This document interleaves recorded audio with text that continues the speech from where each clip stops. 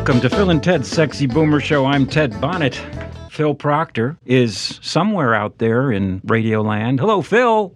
You got me? There you are. I'm talking to you from Delaware Ooh. in Adele's Saucer by the Sea. Great. All right. And you won't be doing the show from the bathroom today. No, I'm doing the show from the bedroom today. Oh. If anybody's enticed by that. Well, again, thank God we don't have cameras.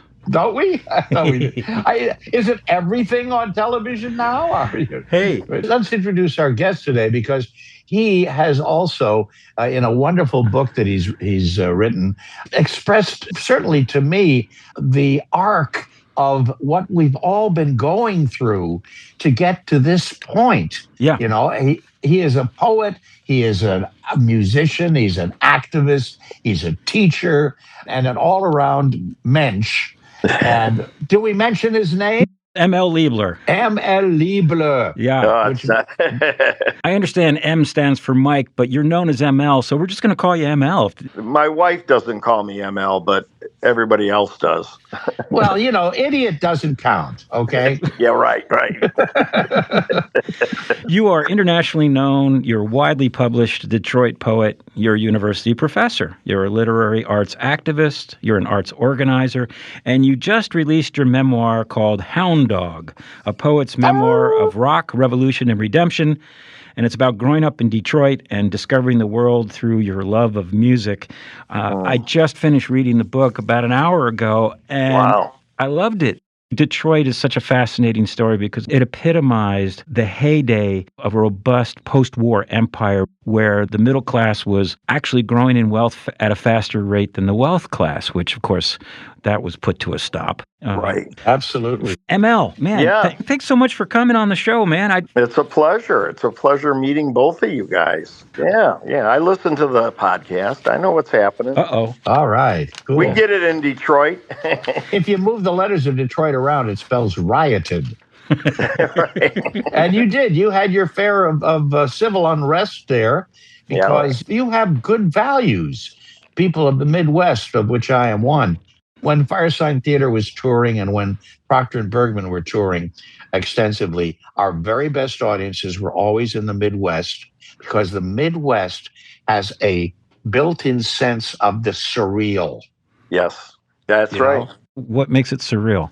It might just be the drinking and the cigarettes, but I remember when I grew up sitting around the table with my relatives in the kitchen, and everybody was drinking and smoking and telling funny, surrealistic jokes. I don't know what causes that. Maybe it's because it's the farmland. It's a land of reality, the Midwest. It's a hard scrabble life in many ways. It's a worker's paradise in many ways. It's living off the earth and appreciating the godliness in its purest form, which is, you know, if it rains too much, you're not going to have good crops that year. Well, that creates a certain degree of, I don't know, of distance. And I think the only way that you can respond to it is through laughter, really, because how else can I explain it? All I know is that was and still is the kind of attitude that I'd run into in the Midwest of acceptance and lightheartedness about the realities, the harsh realities of life. God knows in your book, you lived through it. Besides the fact that you have an amazing power of recollection and detail, which I found absolutely amazing and wonderful, you went through so many spiritual and mental and physical changes in your life. And to me, that's a very Midwestern kind of experience. I think you're right. I think you're absolutely right. What makes a poet from Detroit? Well, you know, my story is a little bit different than probably a lot of poets' stories. I mean, here's my recollection is when I was in the second grade, I used to scribble, you know, my, I guess, feelings in my textbooks. And I was raised by my grandparents, who were working class grandparents. And, the teacher called and said, "You got to come in. This kid is writing stuff in his books, and it's not normal stuff that he's writing. So we got to talk about it." And so that happened. That's how I started. And then when I got in the fifth grade, I was just talking about it in my class yesterday at Wayne State. I had this great teacher that I really didn't realize how great it was. He was influenced by art and laughter and music. And I went back, I was in his class when Kennedy was assassinated. And I went back to see him on the 25th anniversary. I stopped in and he invited me in the classroom. He was still asking after all those years, "How's your grandparents?" and all that sort of thing. Of course, had been dead for a long time, but I went in and I saw all this art hanging from the ceiling, on the windows, on his desk. The room did not look like a typical public school classroom. It looked much more casual and art. It was filled with art. And I thought, son of a gun, this guy probably changed everything for me, because that's where I learned what a poem was. He pulled this book out that had a pelican on a post looking out at the sea. And he said, "Today we're going to read The Raven by Edgar Allan Poe." Ah, yes. And I said, "Oh." And when I looked at it physically, I thought that was the first time I noticed that it had a lot of white space around it. And whatever I was scribbling in my second grade textbook had white space around it. So that's when I knew, well, this is poetry. So I don't know what that means. I mean, my grandparents were not, necessarily literate people, very smart, but not literate. They didn't take me to the library. In fact, I didn't even start seeing Disney movies till I had kids. I saw Bambi and all the movies I'd heard about. I didn't seem that interested in then, but it was kind of nice to see it from that perspective. That's how it started. You were very close to your grandparents. They raised you. They did. You write so lovingly about your grandmother, how cool she was. Oh, she was great. And at the time I thought she was a grandma, but in hindsight now, she was in her 40s and she really loved Elvis Presley. And what I always say is early Elvis. And that's what she turned me on to. That, and she had the Ink Spots and Ella Fitzgerald and the Harmonic Cats. I'm sure Firesign must have listened to Harmonic Cats. Of course, absolutely. I was raised to a great extent by my grandparents in Goshen as well. And my grandfather was a laborer at a company that his father created, a milk condensing plant.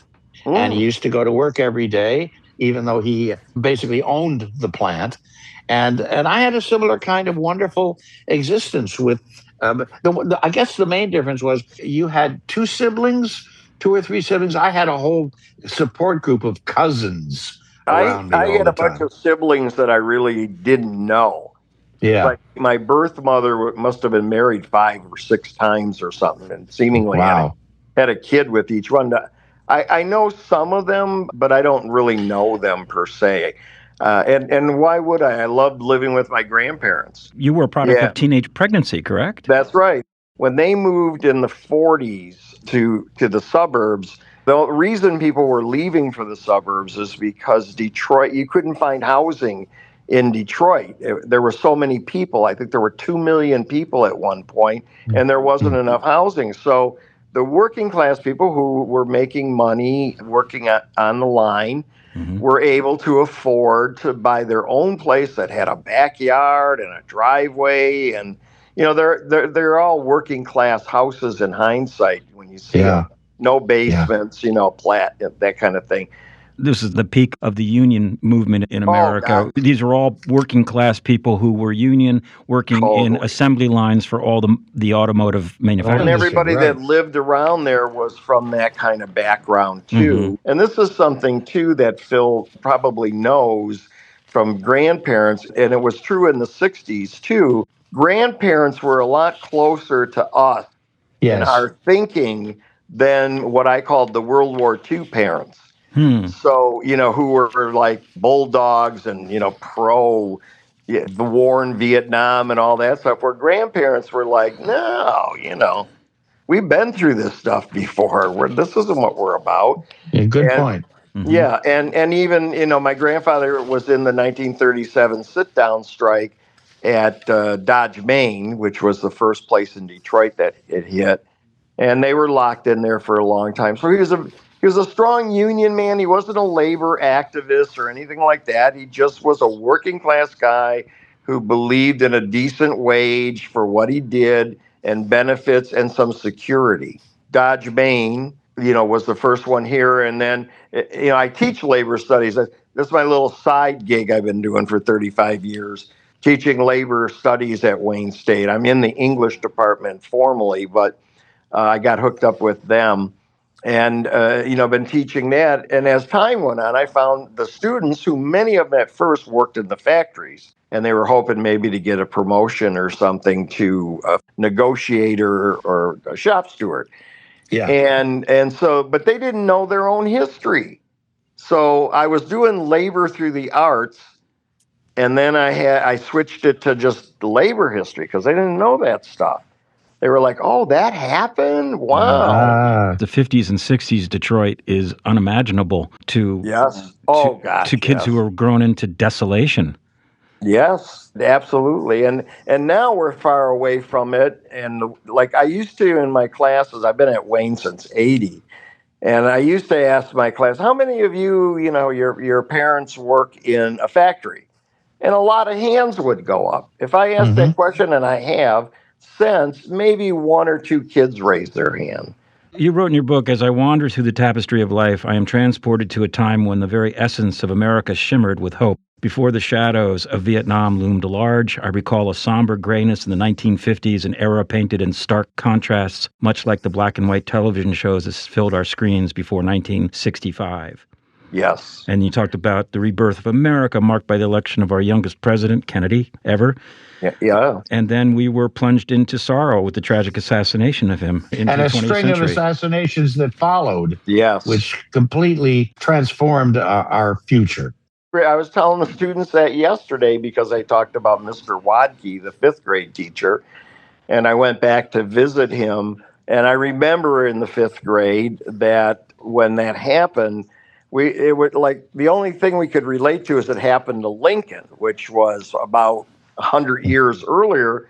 And we were kids in line waiting for the bus and saying, wow, I wonder if they used machine guns this time, or wow, this is terrible. And the whole nation really was plunged into darkness. It was shock. Yeah, totally. You talked about your childhood was filled with vibrant events woven in the warmth of my grandma and grandpa, the timeless tunes of Elvis, Ricky Nelson, Dion echoing in the background, and the delightful aroma of pizza filling the air. What child could imagine such a joyful existence in the late 50s and 60s? That was the working class. What we did, and Phil probably again, because he's from this part of the world, Saturday night you had a bath, and and after the bath, they took me to this bar, although it's not what it sounds like. There was we have this famous pizza here called Deep Dish Pizza.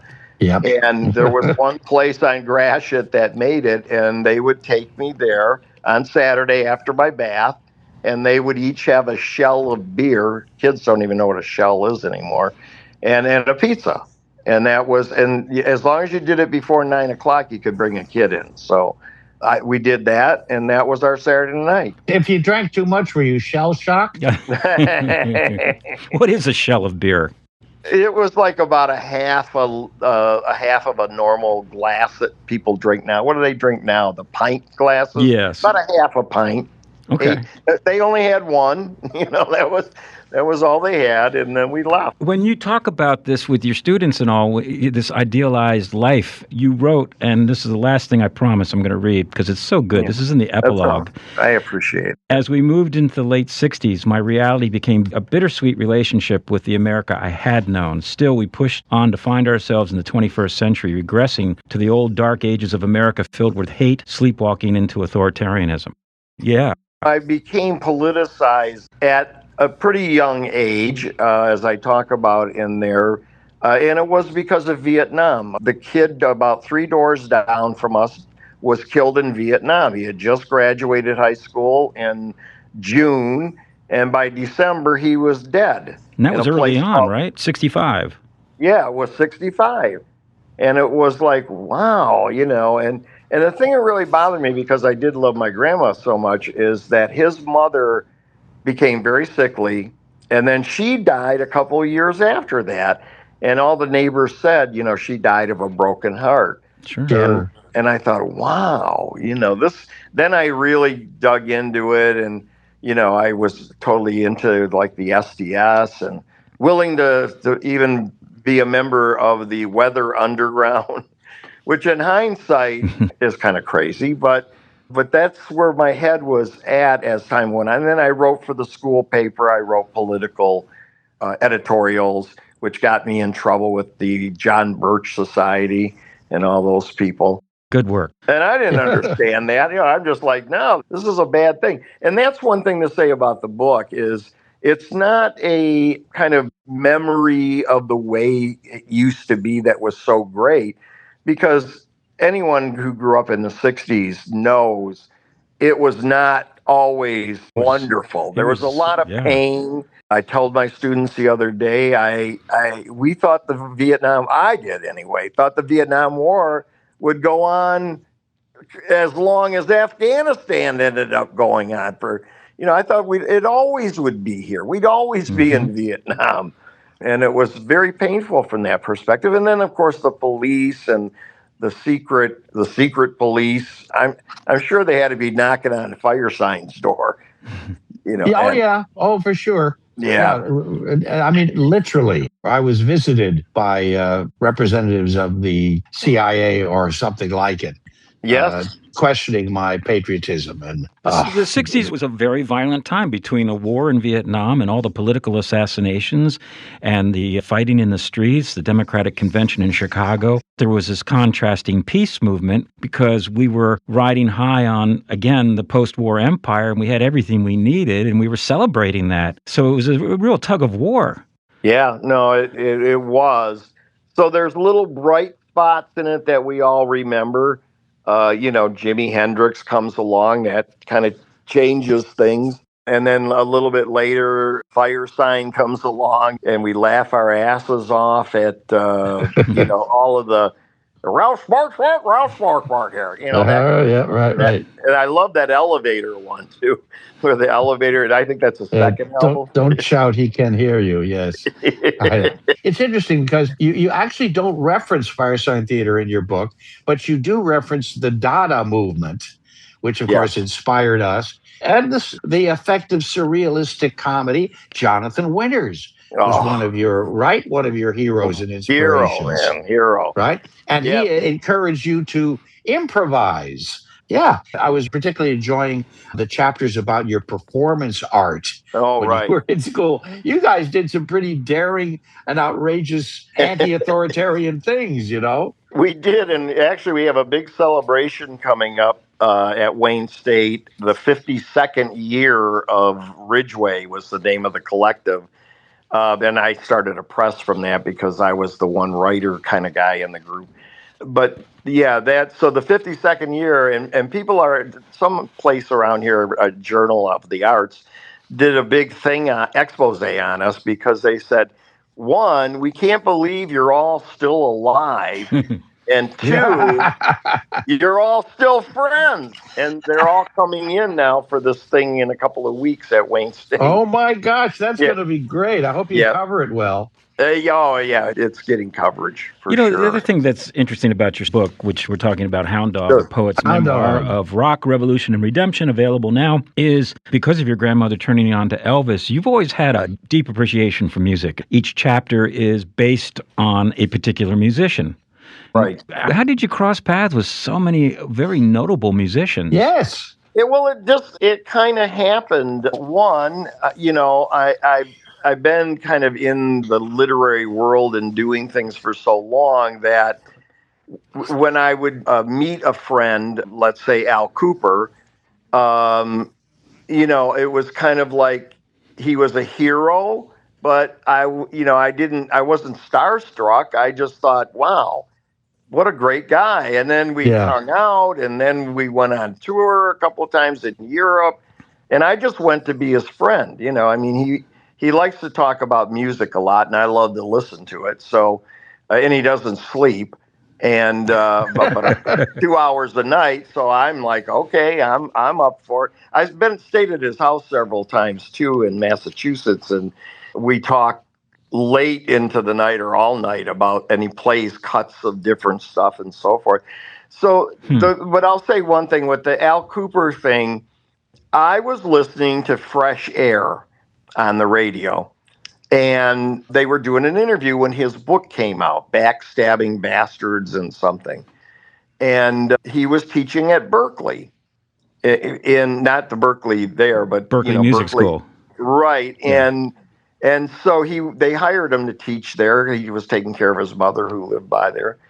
And so I just reached out to him as a fellow professor and said, "Hey, professor, I dig your stuff. I'd like you to come to Detroit." Well, I was running a literary organization, the Writer's Voice at the YMCA, which started in New York, and I don't think they had one in LA. They tried to, but Beyond Broke was already established. So it turns out, like when I was young, I never thought about Los Angeles. I was a New York guy. I went to New York when I was in high school, looking, of course, for John Lennon on West Bank Street in the Village. And I didn't see him, but I loved New York. That's when I thought America, when I saw New York City in person, I thought, now I see what's great about America. This is the most incredible place that I ever been. So I did a lot of stuff in New York. And I started doing some things in LA, and now it's like I've been going to LA for 35 years doing stuff. And Beyond Baroque, I'll be at Beyond Baroque in July with my LA Coyote Monk Poetry Band and some others. So they just firmed that up the other day. So yes, and Beyond Baroque was always a legend. It's like the St. Mark's Poetry Project of L.A. So I just saw Richard Hell read from his book there about a week or two ago. Yeah, that's what I mean. Connected, and then so that's kind of how it is. I'm thinking of L.A. I got connected with the Minutemen, and Mike Watt has been a dear friend for 40 some years now. He even has backed me up when I played in L.A. He would drive up from San Pedro. These are working class people. He'd drive up with his amplifier and his guitar, and he'd already been through all the Minutemen stuff. And he'd hike over to the Rose Cafe in Venice. Mm-hmm. Yep. And we would do a gig there, and then he'd get back in his car and drive back to San Pedro. ML, it's so true, because when Firesign was cranking out records with Columbia, it was before people were selling million gazillion, platinum records and all that stuff. And there was a community. It was a bohemian community of artists who were suddenly given this wonderful international platform to express their art, and we were all kind of grateful for it, if you will. Right. And we hung out together. Mel, you've incorporated music into your poetry readings quite a bit. Well, I thought about that early. I started doing it when I was young, and then when I got to college, we had a 4-track tape player someone gave us. And I didn't know how to play anything. I mean, my grandmother spent money on me to learn guitar, but I never did. I learned like the C chord or something. But I would sit around in our apartment and make recordings with poetry and music. And back then I would use, records or Nat Coleman or whatever. And I remember I did a thing with the Chieftains before they were known. I mean, not me personally, but on their record. And when Barry Lyndon came out, I'd never heard music like that before. And I did a piece with that.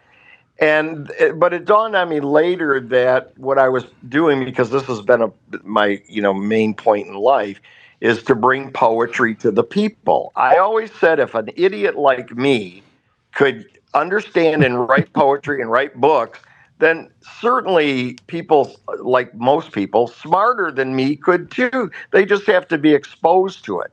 So that's how I got into the music thing.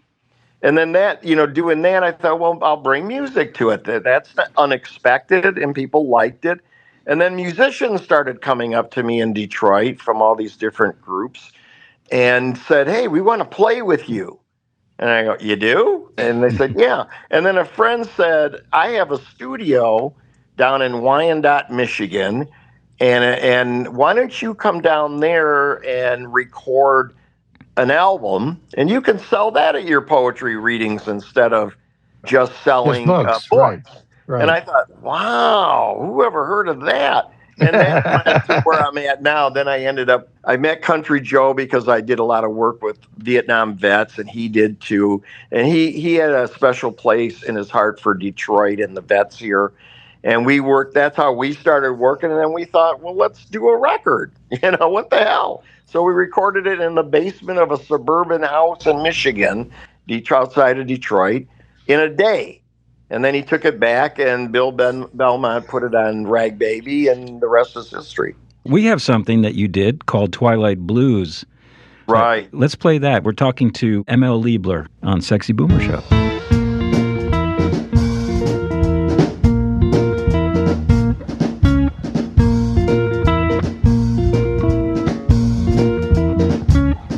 Well, the twilight blues descends upon Neon Snake, electric city sign, ongoing, going on. It's a language spoken in miles that comes road after all the other road. It's just another angel's wing, just waving goodbye. Waving goodbye, goodbye, goodbye, goodbye. Just waving goodbye to our unity. And just waving goodbye, goodbye, goodbye. Just waving goodbye to our unity.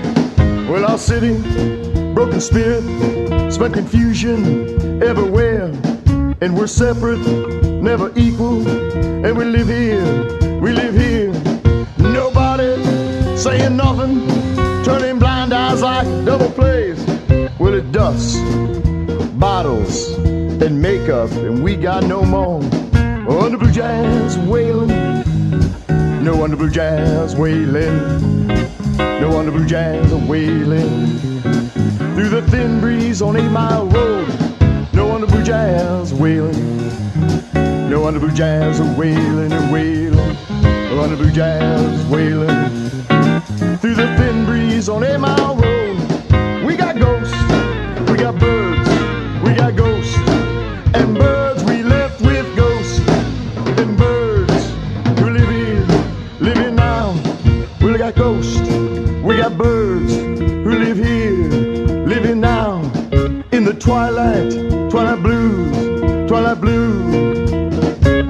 That is M.L. Liebler, our guest today, the poet from Detroit. About Detroit, 8 Mile Road. People know 8 Mile from Eminem. And as I'm reading your book, I see 8 Mile, 13 Mile. What is that? Well, everybody asks that question who comes to visit here.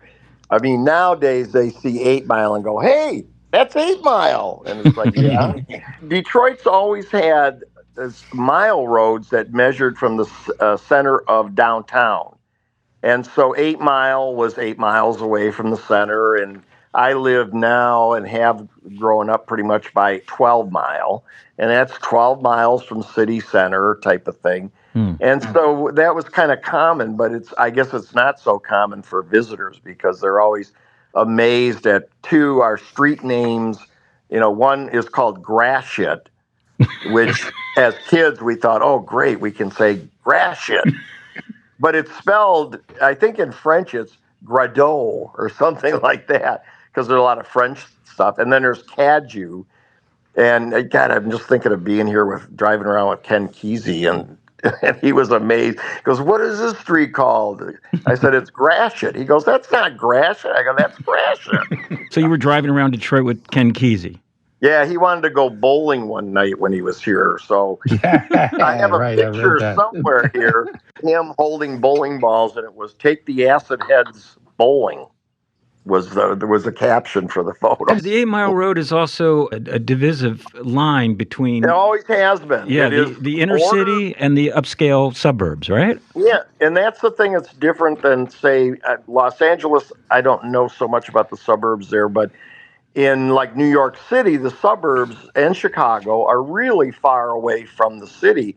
Well, here, I mean, I live at 12 Mile. I ride my bike 4 miles. I'm at 8 Mile. Mm-hmm. So, and then you cross 8 Mile and you're in Detroit then. That's the city limits of Detroit. And so it's in that way, it's kind of a different scenario. We're much closer to the city than probably other major cities and suburbs are. You know, Detroit means the narrows in French. Oh, Detroit. I didn't know. Yes, it means the narrows. And of course, you were talking about suburbs in Los Angeles. Los Angeles is the suburbs. Yes, that's true. One of the other aspects of your story that is so astonishing is how many places in the world you have been able to adventure in, including really hair-raising experiences in Afghanistan. In service to your government, no less. Yeah. Well, yeah. What happened is it all started in Germany. But no, in Germany, I was there. It did, didn't it? It all started in Germany, and it's still going on. I know. Ach du Liebler. Ach du Liebler. Yeah, as they call me, Herr Liebler, Herr Professor Liebler. But when I was in Munich for the first time, I thought, oh, I'm going to see Lieblers all over the place here. Yeah. And so I went in the hotel and they said, what's your name? I said, Liebler. I go, that must be like Smith here. And the lady at the hotel said, that's a Jew name. No, nice. She did? Yeah, but I'm not Jewish. I'm a convert to Catholicism. I was never, but that's another story. When I first It is another story, and it's in your book, and it's wonderfully told. You were raised Lutheran. I was. And then you converted. You devoted a lot of your life to alcohol and LSD and things like that. You know, thanks to fire sign. No, it's our fault, is it? And you had the ill effects of what now we know as panic attacks. Yeah. And that really debilitated you. But what's interesting is that you consciously switched over to Catholicism, and you are still a faithful Catholic. Yeah, I am. In fact, I was just talking to my friend who's a Baptist minister, a blues artist and a minister.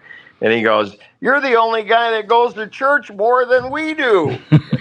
Because he's been on the road with me, and I usually try to go to Mass when I can, and, during the week even. And that's kind of unheard of by normal people. What does it do for you? Why are you so devout? The thing is, my wife was Catholic, and we've been together since we were 14. But so she was raised Catholic, and I wanted my kids, at being a professor, all the kids who went to Catholic school, they know how to write.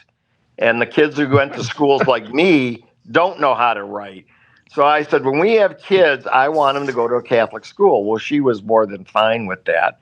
And the kids did, and they all know how to write. In fact, my son is a writer, and my daughter's a teacher. But so that was that's kind of like where it started for me.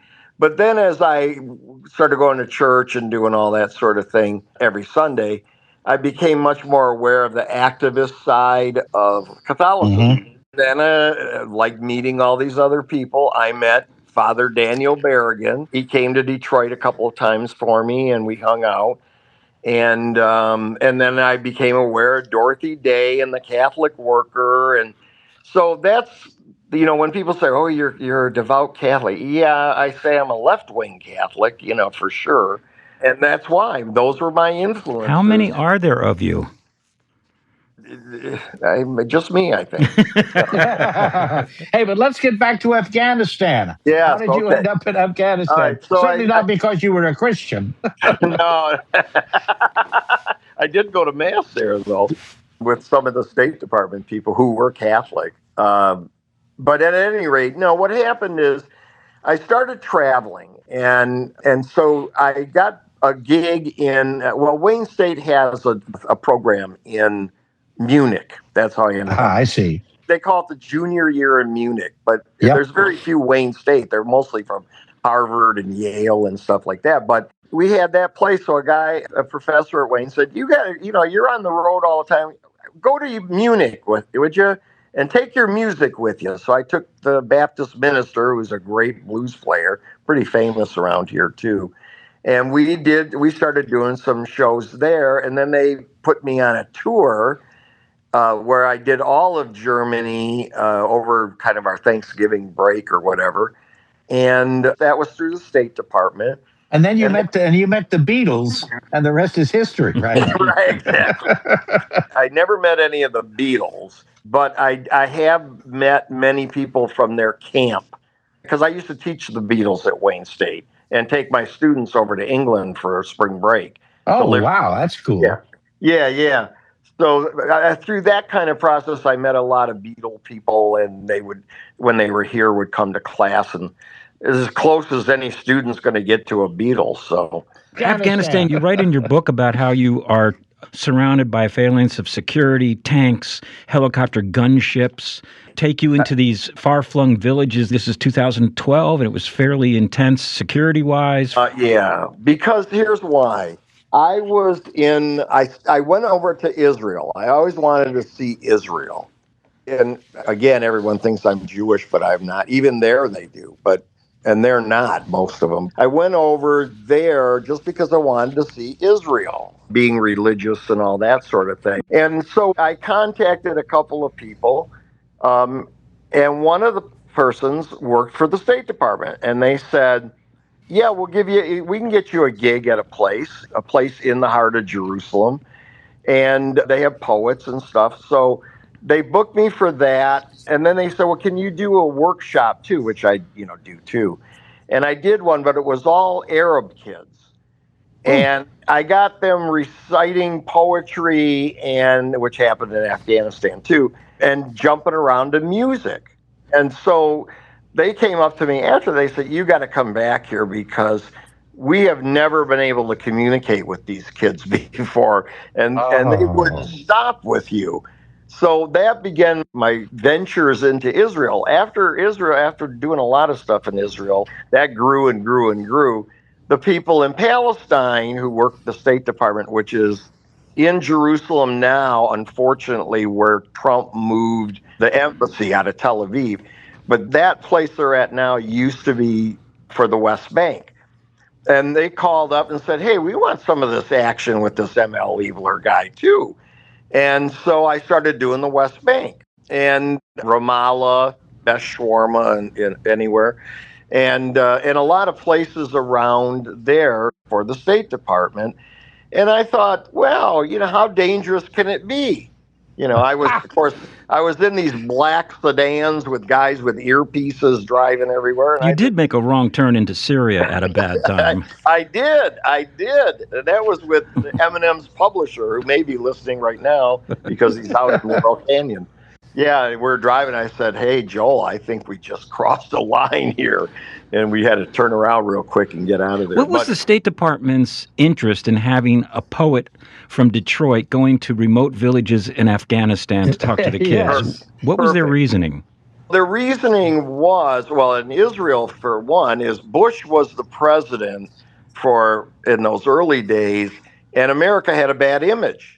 And they thought cultural programming for people would break down barriers. And I guess that's what I did for a long time. Well, we certainly fixed that problem, didn't we? Yeah, right, exactly. Hey, listen, I spent a lot of time over there. This is not ending in our lifetime anyway, but yeah. I thought, how dangerous can this be? Then I got home from there one winter in November. I got a call from the State Department, and here at home, and I picked up the phone, and they said, we have a mission for you if you accept it. And I said, what's that? And they said, Afghanistan. And I said, well, hell yeah, I'll go to Afghanistan. How hard can it be? How much trouble can it be? Well, it was so much trouble that I didn't even tell my wife what I was doing over there. Oh, my goodness. Because I would freak her out, Yeah. I mean, I get off the plane there, and the embassy people pick me up. We're driving to town, and all these people have machine guns, and they're riding in carts with horses pulling them. And I just thought, man, I'm not in Kansas anymore at all. It wasn't too distant from old Detroit, I'd imagine. Yeah, right.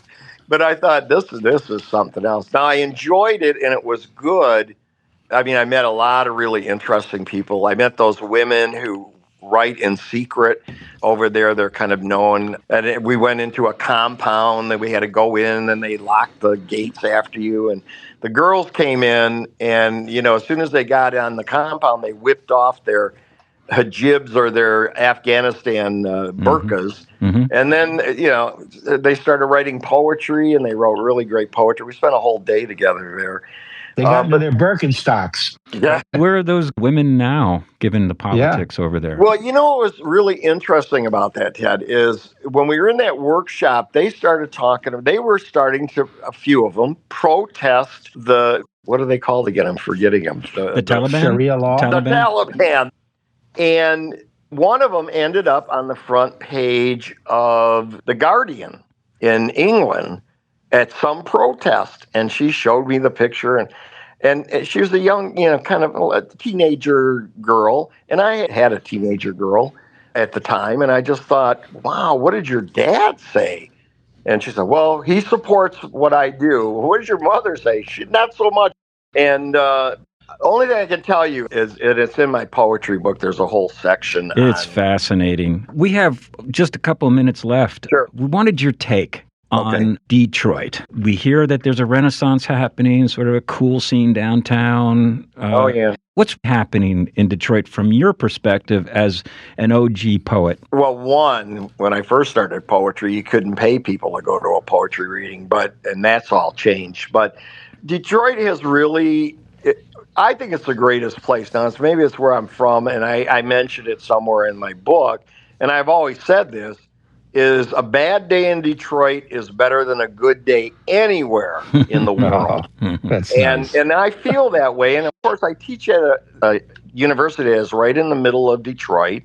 It's in the inner city, and it's always been there since 1868. And, it's just, I just relish it. Is it coming back? Oh, yeah.